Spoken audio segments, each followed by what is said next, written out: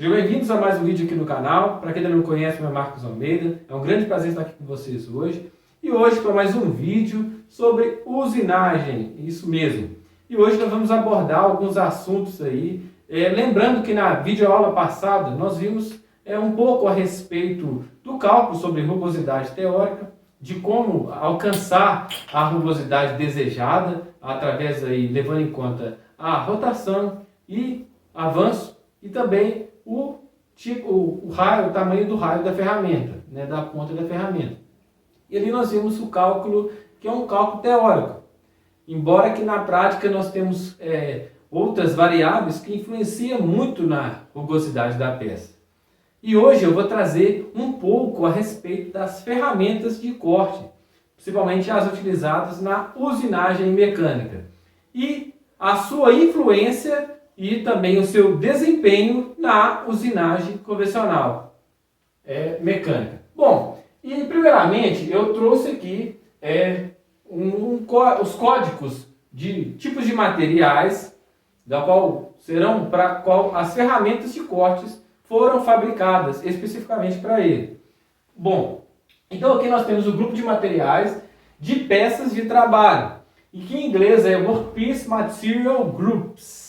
Bom, é isso mesmo. Então aqui nós temos os principais tipos de materiais, que são o aço. Então, dentro de aço nós temos diversos tipos, desde os aços doces, que são os aços macios com uma baixa porcentagem de carbono, até materiais aí com alta porcentagem de carbono, naturalmente com a dureza mais elevada. Bom, nós temos também os aços inoxidáveis, que são aqueles aços que possuem aí uma porcentagem de cromo acima de 12%. Nós temos também o tipo fofo, que são os ferros fundidos. Então nós temos também ferramentas de corte específicas para esse tipo de material. Nós também temos os não ferrosos, como alumínio, como por exemplo bronze, cobre.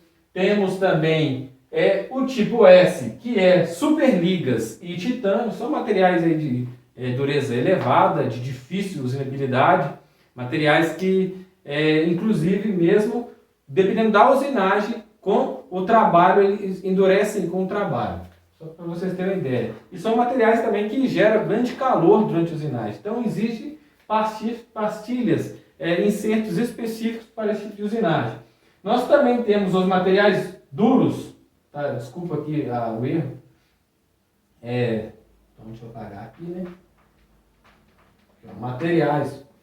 Materiais duros ou endurecidos, que, por exemplo, aí são aqueles materiais que passaram por algum tratamento térmico. Materiais duros e endurecidos. Então, só aquele material que ou ele já foi fabricado, já tem uma porcentagem de carbono elevada, já são materiais que têm uma alta dureza, ou aqueles materiais que passaram por um processo de tratamento térmico para elevar a sua resistência ao desgaste, isso é, aumentar a sua dureza, perfeito? E nós também temos os outros, que são aqueles materiais que não se encaixam em nenhum tipo desses aqui, que por exemplo, nós temos aí os termoplásticos. Nós temos esses materiais como poliuretano, nós temos diversos materiais como nylon, materiais que não se encaixam ao padrão de usinagem comum. Bom, lembrando que quando se fala em usinagem nós podemos trabalhar com qualquer tipo de material, inclusive, por exemplo, madeira, tem usinagem também de madeira. Então, todo e qualquer tipo de material, ele pode ser usinado, ou seja, nós podemos proporcionar forma e uma dimensão para aquele material através da retirada progressiva de cavaco. Isso é usinagem. Independente se é torneamento, fresamento, nós também temos retífica, planamento, temos também brochamento, diversos tipos de usinagem, até mesmo através aí de uma lima também. Bom, então vamos entender um pouco. O grupo P. E você me fala assim, mas para que esses códigos que você está falando? Para cada grupo de aço existem ferramentas específicas para isso.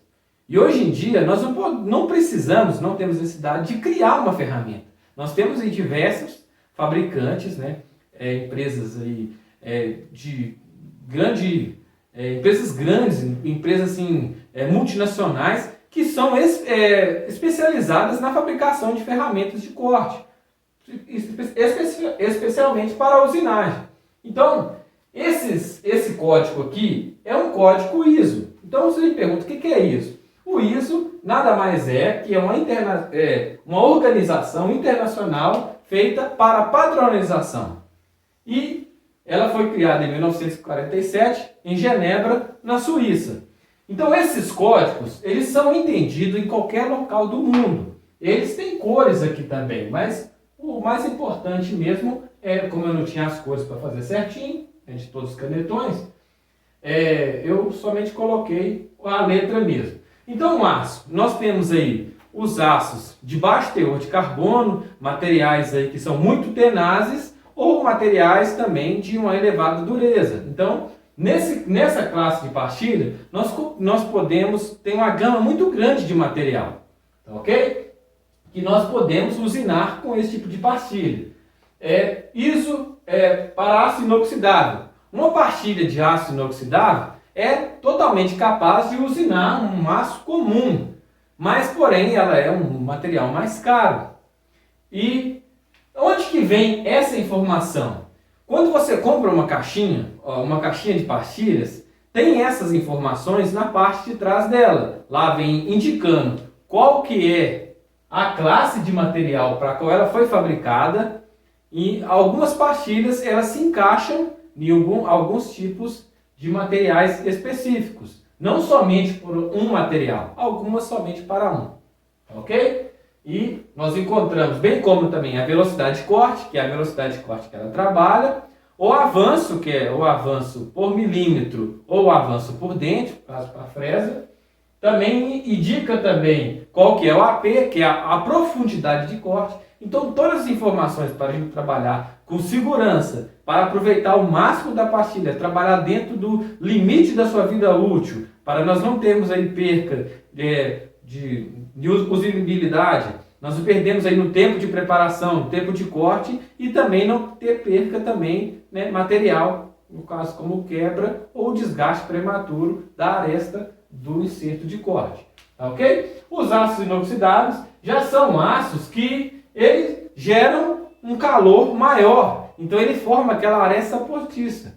Então ele tende a colar na pastilha, no inserto, e dificultar, ele passa a arrancar o material ao invés de ter um corte suave. Então para isso existem pastilhas específicas para eles, tá ok? E também o seu formato, o tipo de quebra-cavaco é diferenciado, é feito pensando nesse tipo de material. Não somente a liga ou o banho que tem superficial na pastilha, como por exemplo nitreto de titânio, mas também o formato do quebra-cavaco desse tipo de pastilha para o tipo de material.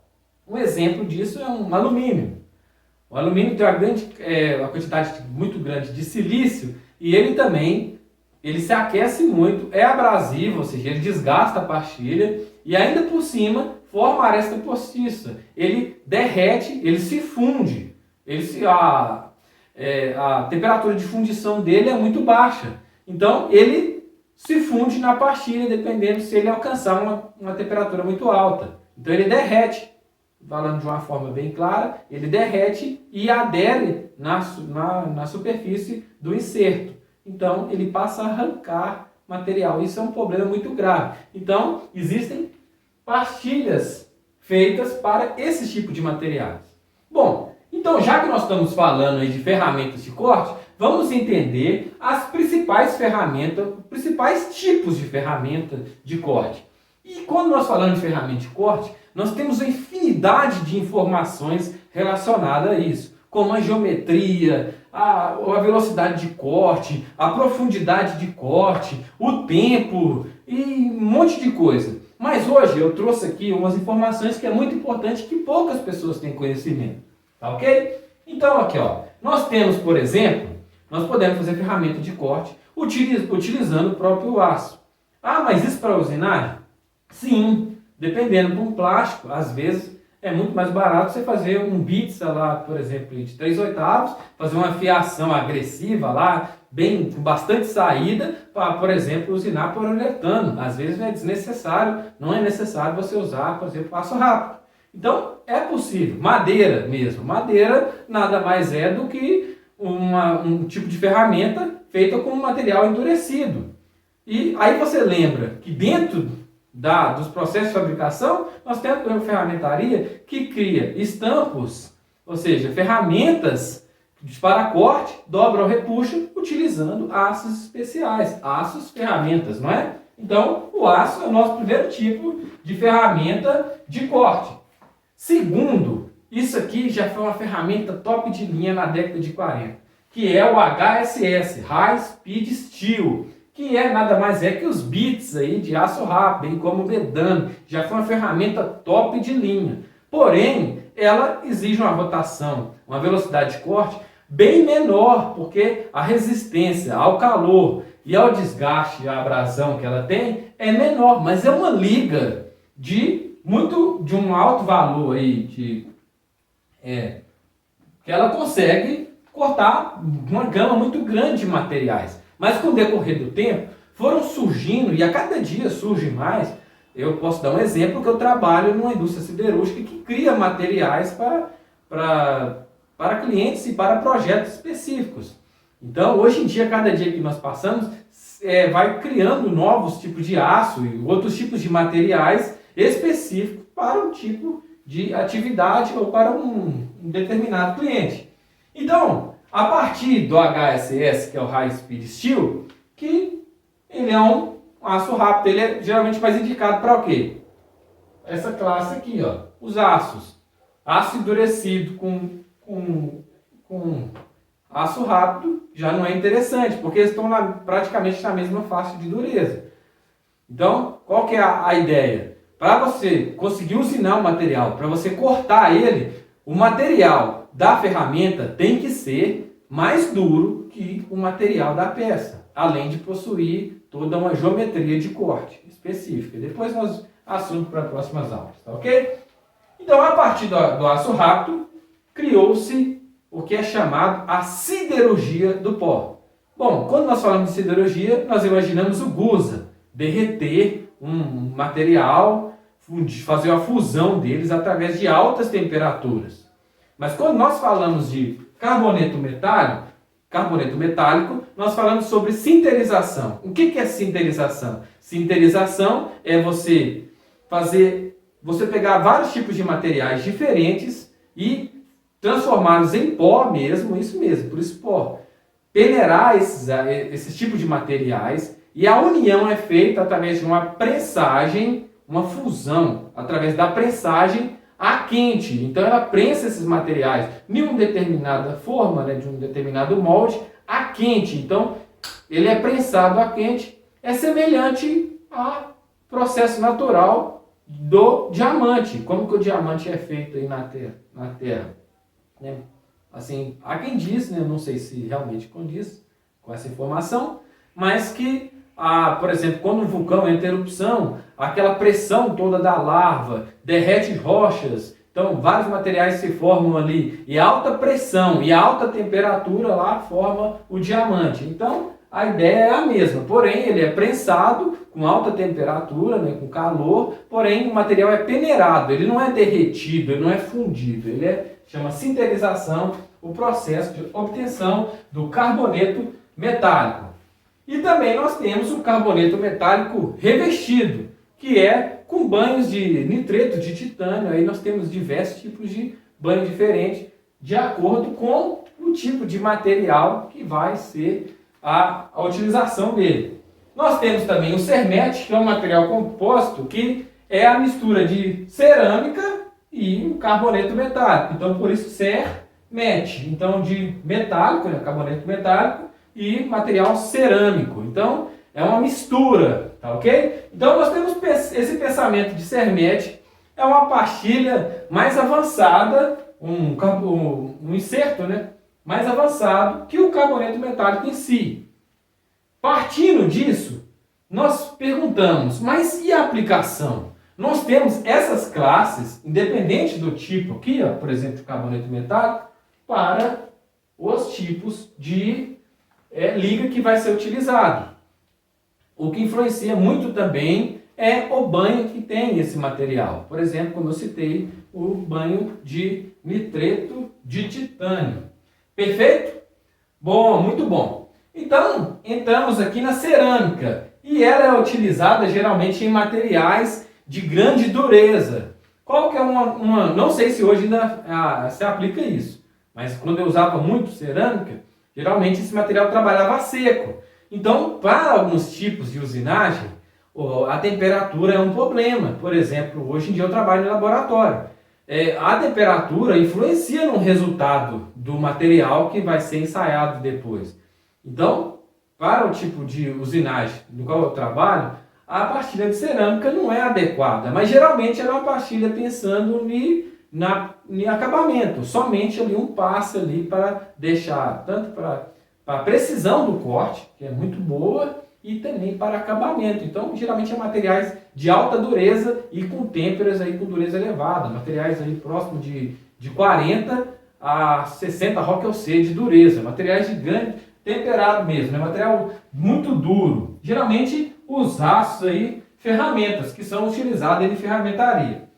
E a partir disso nós temos a top de linha da usinagem mecânica para materiais assim que são os metálicos, que é o CBN, é o cúbico nitreto de boro, nitreto cúbico de boro. Essa é a pastilha mais fantástica que posso dizer que, pelo menos que eu conheço. Eu sei que tem na NASA e da vida aí, como se diz, e dentro dos programas militares, eles já desenvolveram ferramentas além dessa aí, muito mais precisas. Todo mundo já sabe disso, né? Mas as que nós temos hoje aí no mercado civil, essa aqui é uma pastilha fantástica, extremamente cara. Pra você ter ideia, ela vem dentro de uma caixinha, tem até uma espuminha lá, vem uma só, né? Não vem aquela com 10, muito cara e é muito utilizada aí para materiais aí de grande dureza também e para você, assim, uma produção muito alta e onde que precisa de um super finish, né? Um acabamento perfeito e também a tolerância dimensional muito baixa, tá ok? Bom, e nós também temos o PCD, que é o policristalino de diamante. Policristalino de diamante já é uma ferramenta também excelente, top de linha, mas é pensando aí em ligas não metálicas, principalmente aí em alumínio. É a famosa diamantação. Lembra quando algumas pessoas falam assim, vou diamantar a roda do meu carro, mandar diamantar? Nada mais é que dar um passe utilizando uma ferramenta aí de alto desempenho. E essa ferramenta aqui é o que tem de mais top para a usinagem de alumínio, muito utilizado aí nas empresas automotivas, de setor automotivo. Hoje em dia se fabrica uma gama muito grande de peças com o qual se tem ligas aí de alumínio. Por exemplo, as rodas, né? Lógico, e também cabeçote aí de motor aí hoje em dia já muitos são fabricados de alumínio, acho que nem está fabricando mais de ferro fundido. Bom, inclusive eu até conheci uma empresa, até fiz um teste lá, só que a pessoa não quis ficar lá. Ela chama Nema, que aqui no Betim, né, Minas Gerais, que ela fabrica esse tipo de material e a usinagem dela só trabalha com alumínio. Então, lá só usa esse tipo de pastilha aqui. E também usinagem mecânica, nós temos a retificação, né? E nós temos os rebolos, né? E os tipos mais comuns que tem é o óxido de alumínio branco. Aí você fala, material abrasivo. Lembra que eu falei que o alumínio, né, uma liga de alumínio, ou alumínio puro, ele é muito abrasivo, ele se aquece. Então ele começa a desgastar material muito mais duro que ele, devido à sua abrasividade. E nós temos ferramentas, né, especificamente para retífica, que é o rebolo, que é o óxido de alumínio branco. Nós também temos o carbureto de silício, que é mais para materiais de elevada dureza, né, para retífica de elevada dureza. Nós temos o CBN, PCD, né, que é o policristalino de diamante, que é material de extrema dureza também, ou também materiais aí de muita dureza, dureza elevada, precisa de uma grande precisão, super finish mesmo, diamante, e também tem o borazon, que também são materiais aí de ligas aí de dureza grande, muito elevada. Porém, a diferença de um para o outro é que a dureza do borazon é maior que para o do diamante.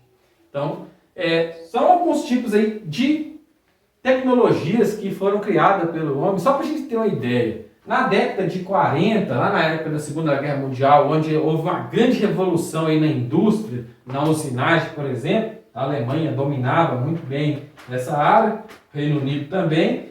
Nós estávamos nessa época aqui, ó, do aço rápido aqui, ó. Aço rápido. Então, de lá para cá, olha quantas ferramentas aí que surgiram aí, fantásticas mesmo. Assim, extremamente versáteis, que se você tem uma troca, são intercambiáveis, né? Você estragou uma ali, você só solta um parafuso, coloca outra no lugar, então muito fácil de utilizar, não precisa de ficar lá no esmeril lá, né, queimando a mão ali. Eu já fiz muito isso, né? É assim que se formam os grandes profissionais na usinagem, aquele que usou muito esmeril, então aprende muito, mas quando pensa em versatilidade, né, em produção, nós temos diversas ferramentas e nós temos que saber o quê?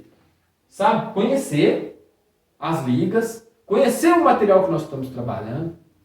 Nós temos que saber bem que isso influencia não somente no acabamento, mas o desgaste da pastilha, prematuro, quebra, influencia, tem alguma coisa errada, está quebrando muito, está desgastando muito rápido, tem algo errado que não está certo, como diz um colega meu, tem algo errado que não está certo.